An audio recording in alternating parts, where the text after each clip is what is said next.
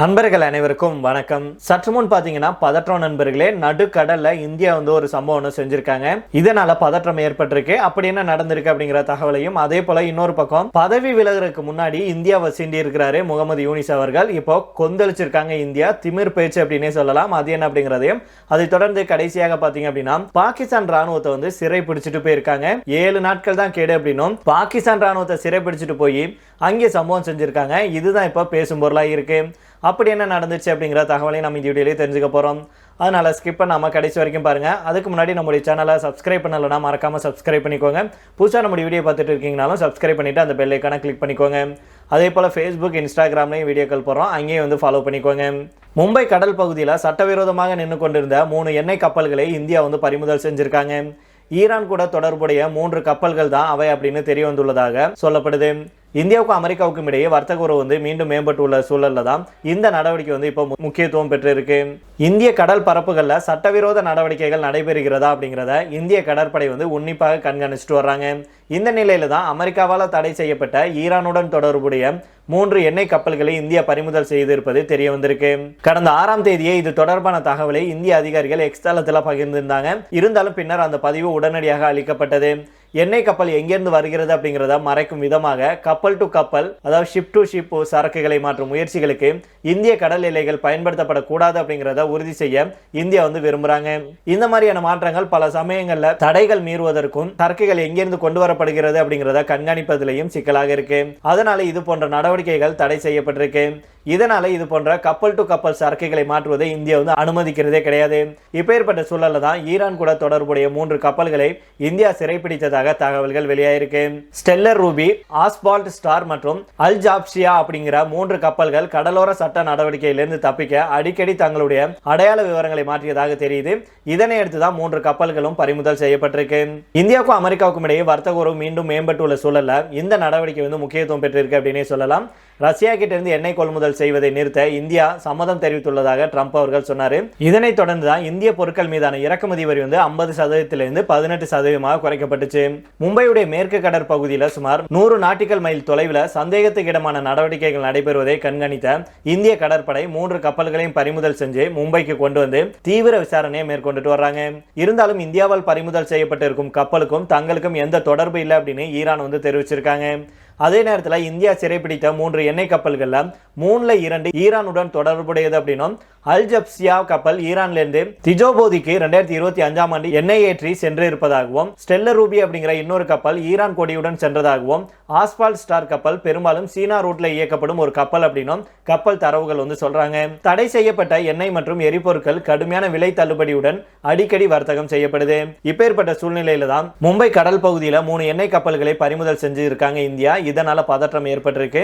இது தொடர்பான கூடுதல் செய்திகள் வந்த உடனேயே உங்களுக்கு நாங்க அப்டேட் பண்றோம் நண்பர்களே. இதை தொடர்ந்து அடுத்த செய்தியாக பார்த்தோம் அப்படின்னா, வங்கதேசத்துடைய புதிய பிரதமராக தாரிக் ரஹ்மான் அவர்கள் இன்னைக்கு பொறுப்பேற்றாரு. இதுக்கு முன்னதாக நேற்றைய தினம் வங்கதேச இடைக்கால அரசுடைய தலைமை ஆலோசகரான முகமது யூனிஸ் தன்னுடைய பொறுப்பிலிருந்து விலகினாரு. இதுக்கு முன்னதாக நடந்த பிரியாவிடை நிகழ்ச்சியில நம் நாட்டின் 7 சகோதரிகள் அப்படின்னு அழைக்கப்படும் வடகிழக்கு மாநிலங்களை சேர்த்து அவர் பேசியிருப்பது இப்போ சர்ச்சையை கிளப்பியிருக்கு. வங்கதேசத்துல கடந்த 2024ஆம் ஆண்டு மாணவர்கள் போராட்டம் வன்முறையாச்சு. இதனையடுத்து பிரதமராக இருந்த ஷேக் ஹசீனா 2024ஆம் ஆண்டு ஆகஸ்ட் 5 அங்கிருந்து நம்முடைய நாட்டுக்கு வந்தாரு. இதனையடுத்து இடைக்கால அரசு அமைஞ்சிச்சு. அந்த இடைக்கால அரசுடைய முகமது யூனிஸ் பொறுப்பேற்றாரு. 1.5 ஆண்டுகளுக்கு மேலாக அவர் அந்த பொறுப்புல இருந்தாரு. இந்த வேளையில தான் அவர் பாகிஸ்தான், சீனா கூட நெருக்கம் காட்டினாரு. நம் நாட்டுக்கு எதிராக செயல்பட்டாரு. எல்லையில தேவையில்லாத பதற்றத்தை ஏற்படுத்தினது மட்டுமில்லாம வடகிழக்கு மாநிலங்களுக்கு உரிமை கொண்டாடும் வகையில பேசினாரு. இதனால வரலாற்றில் இல்லாத அளவுக்கு இந்திய வங்கதேச உறவு சீர்குலைந்தது அப்படின்னே சொல்லலாம். இதற்கிடையில தான் கடந்த 12ஆம் தேதி வங்கதேசத்துல நாடாளுமன்ற தேர்தல் நடந்தது. இதுல மறைந்த முன்னாள் பிரதமர் கலிதா ஜியாவுடைய மகன் தாரிக் ரஹ்மான் வழி நடத்தும் PNP கட்சி வெற்றி பெற்றது. இதனையடுத்து தான் தாரிக் ரஹ்மான் வங்கதேசத்தின் புதிய பிரதமராக இன்னைக்கு பொறுப்பேற்றாரு. இதுக்கு முன்னதாக முகமது யூனிஸ் தலைமையிலான இடைக்கால அரசு முடிவுக்கு வந்தது. முகமது யூனிஸ் தன்னுடைய தலைமை ஆலோசகர் பதவியிலிருந்து விடைபெற்றார். இதனையடுத்து அவருக்கு பிரியாவிடை நிகழ்ச்சி ஏற்பாடு செய்யப்பட்டது. அந்த நிகழ்ச்சியில தான் நம்முடைய நாட்டை சீண்டும் வகையில திமிராக மீண்டும் பேசியிருக்கிறாரு.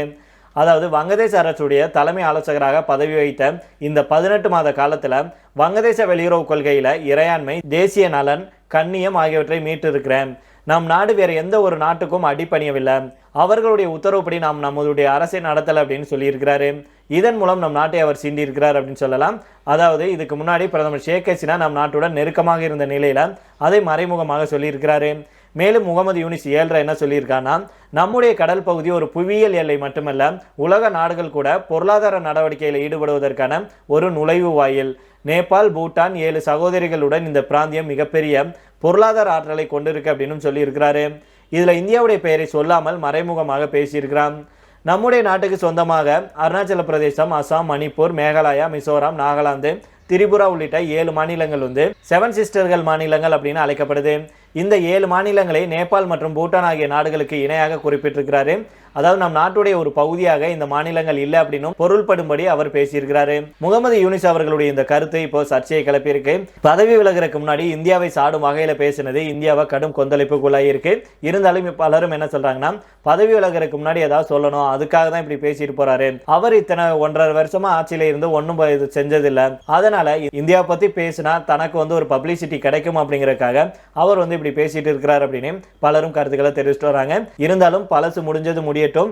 இனி எங்களுடைய அரசாங்கம் வந்து எல்லாரும் கூடயும் ஒரு சுமூகமான உறவுகளையும் எங்களுடைய நாட்டு மக்களுக்கு என்ன தேவையோ அதை நாங்கள் செய்வோம் அப்படின்னு புதிதாக பதவியேற்றிருக்கும் தாரிக் அவர்கள் வந்து சொல்லி இருக்கிறாரு. அதனால இந்தியாவுடனான உறவு வந்து பழையபடி, அதாவது ஷேக் ஹசீனா இருந்தப்போ அந்த அளவுக்கு வந்து வருமா அப்படிங்கறதுல ஒரு டவுட் தான். இருந்தாலும் முகமது யூனிஸுக்கும் இந்தியாவுக்கும் இருந்த அந்த ஒரு பிரிவு வந்து தாரிக் அவர்களுடைய ஆட்சி காலத்தில் இருக்காது அப்படின்னு எண்ணப்படுது. அதனால பொறுத்திருந்து பார்ப்போம் என்ன நடக்குது அப்படின்னு.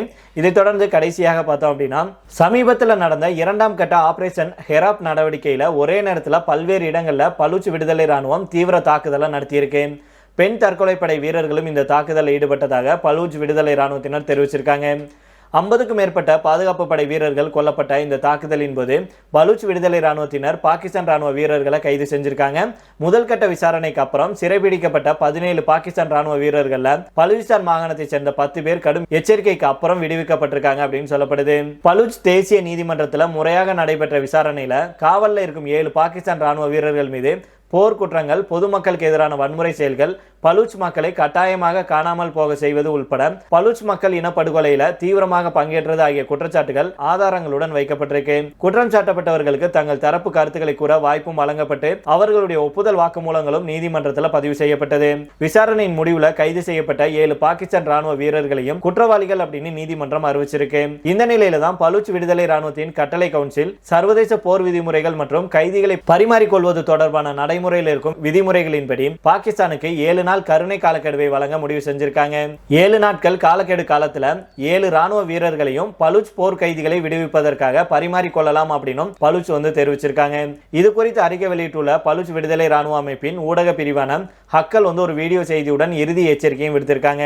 அதாவது பலூச் போர் கைதிகளை நீங்க ஒப்படைக்கல அப்படின்னா பலூச் தேசிய நீதிமன்றத்தின் உத்தரவின்படி 7 பாகிஸ்தான் ராணுவ வீரர்களுக்கு மரண தண்டனை நிறைவேற்றப்படும் அப்படின்னு பலூச் விடுதலை ராணுவம் உறுதிப்பட தெரிவிச்சிருக்காங்க. கெடு விதித்து ஒரு நாள் முடிந்துள்ள நிலையில இது குறித்து பாகிஸ்தான் தரப்பிலிருந்து எந்த ஒரு தகவலும் வெளியாகல. சொந்த வீரர்களுடைய உயிரை பாதுகாக்க உடனடி தீர்வு நடவடிக்கை எடுக்க போகிறதா அல்லது வழக்கம் போல மௌனத்தையும் அலட்சியத்தையும் கடைபிடிப்பதன் மூலம் தன்னுடைய வீரர்களுடைய மரணத்துக்கு ஒப்புதல் அளிக்க போகிறதா அப்படிங்கிறத இன்னும் சில நாட்கள்ல தெரிந்துவிடும் அப்படின்னு சொல்லியிருக்காங்க. ஆக மொத்தத்துல பாகிஸ்தானுடைய கதையை முடிக்கிறதுக்கு பலூச் ராணுவத்தினர் வந்து இருக்காங்க. அவங்களுக்கு சிம்ம சொப்பனமாக பலூச் மக்கள் இருக்காங்க அப்படிங்கிறதுல எந்த மாற்று கருத்துமே இருக்க முடியாது. தொடர்ந்து இந்தியாவுக்கு எதிராக சீண்டிட்டு வரும் பாகிஸ்தானுக்கு இப்போ இந்தியா வந்து பாகிஸ்தானுக்கு பதிலடி கொடுக்கணும் அப்படிங்கிற அவசியம் இல்லை அப்படிங்கிற மாதிரி தான் இருக்கு. அந்த நாட்டுக்குள்ள பாகிஸ்தானுக்குள்ளேயே பலூச் மாகாணத்தில் இருக்கும் மக்கள், பலூச் விடுதலை போராளிகள் அவங்க மேல பாகிஸ்தான் ராணுவத்தின் மேல மிகப்பெரிய அளவுல தாக்குதலை நடத்தி சம்பவத்தை செஞ்சுட்டு இருக்காங்க. இது பாகிஸ்தானுக்கும் பாகிஸ்தான் ராணுவத்துக்கும் மிகப்பெரிய அவமானம் அப்படின்னே சொல்லலாம். ஆனாலும் பாகிஸ்தான் ராணுவத்தாலையும் பாகிஸ்தான் அரசாங்கத்தாலையும் எதுவுமே செய்ய முடியல. சாதாரணமா அவங்க நாட்டுக்குள்ள இருக்கும் பலூச் போராளிகள்கிட்ட இருக்கும் ஆயுதங்கள் கூட பாகிஸ்தான் ராணுவத்துக்கிட்ட இல்லை அப்படின்னும் எங்களால் அவங்களை எதிர்த்து போரிட முடியல, தாக்குதல் நடத்த முடியல அப்படின்னு பாகிஸ்தானுடைய பாதுகாப்பு அமைச்சரே சொல்லி இருக்கிறது உண்மையிலேயே வந்து அந்த நாடு எந்த அளவுக்கு திறனற்றதாக இருக்கு அப்படிங்கிறத எடுத்து காமிக்குது அப்படின்னே சொல்லலாம். அந்த அளவுக்கு தான் இப்போ பாகிஸ்தான் இருக்கு. சாப்பாட்டுக்கும் மற்ற ஒரு அத்தியாவசிய தேவைகளுக்கும் வழியே இல்லைனாலும் பாகிஸ்தானுடைய வீம்புக்கு ஒன்றும் குறைச்சல் இல்லை அப்படின்னே சொல்லலாம். தொடர்ந்து இந்தியாவை சீண்டிட்டே வர்றாங்க. ஏதாவது ஒரு சம்பவம் செஞ்சாதான் நாம இருக்கிறோம் அப்படின்னு மற்ற நாடுகளுக்கு தெரியும் அப்படிங்கிற மாதிரி தான். ஏற்கனவே நம்ம சொன்னோம் இல்லையா, முகமது யூனிஸ் வந்து இந்தியாவை பத்தி பேசினா பப்ளிசிட்டி கிடைக்கும், இந்தியாவை எதிர்த்தா அந்த நாட்டுக்குள்ள தனக்கு ஆதரவு கிடைக்கும் அப்படின்னு சொல்லி தான் பாகிஸ்தானுக்கும் சீனாவுக்கு ஆதரவாக செயல்பட்டு இந்தியாவுக்கு எதிராக வந்து பேசிட்டு வந்தாரு. அதே நிலைப்பாடு தான் இப்போ பாகிஸ்தானும் இந்தியா மேல தாக்குதல் நடத்துவேன், இந்தியா மேல ஏதாவது இந்திய எல்லையில் ஏதாவது தாக்குதல் நடத்தினா நம்ம பக்கம் உலக நாடுகளுடைய கண் பார்வை தெரியும், அதனால அதன் மூலமா நம்ம வந்து உதவியை வாங்கிக்கலாம் அப்படின்னு சொல்லி பாகிஸ்தான் வந்து செயல்பட்டு வர்றாங்க. ஆனா பாகிஸ்தான்ல இருக்கும் பலுச் மாகாணத்திலேயே பாகிஸ்தான் அரசாங்கத்துக்கு எதிராக வந்து செயல்பட்டு வர்றாங்க. அந்த நாட்டு மக்கள் கொலவெறியில இருக்காங்க அப்படின்னே சொல்லலாம். அதனால யாரு கையில கிடைச்சாலும் தாக்குதல் நடத்துறதுக்கு தயாராக இருக்காங்க பலுச் போராளிகள். இதை கண்டு பாகிஸ்தானுடைய அரசாங்கமும் பாகிஸ்தானுடைய ராணுவத்தினரும் விழி பிதுங்கி போயிருக்காங்க, அப்படியே நடுங்கி போயிருக்காங்க அப்படின்னே சொல்லலாம். அந்த அளவுக்கு பலுச் போராளிகள் அவங்களுக்கு ஒரு மிகப்பெரிய பயத்தை காமிச்சிட்டாங்க அப்படின்னு தான் நாம சொல்லலாம். நீங்க என்ன நினைக்கிறீங்க அப்படிங்கிறத தவறாம கீழே உள்ள கமெண்ட் பாக்ஸ்ல சொல்லுங்க நண்பர்களே. மீண்டும் உங்களை வேறொரு செய்திகளுடன் சந்திக்கிறேன். நன்றி, வணக்கம்.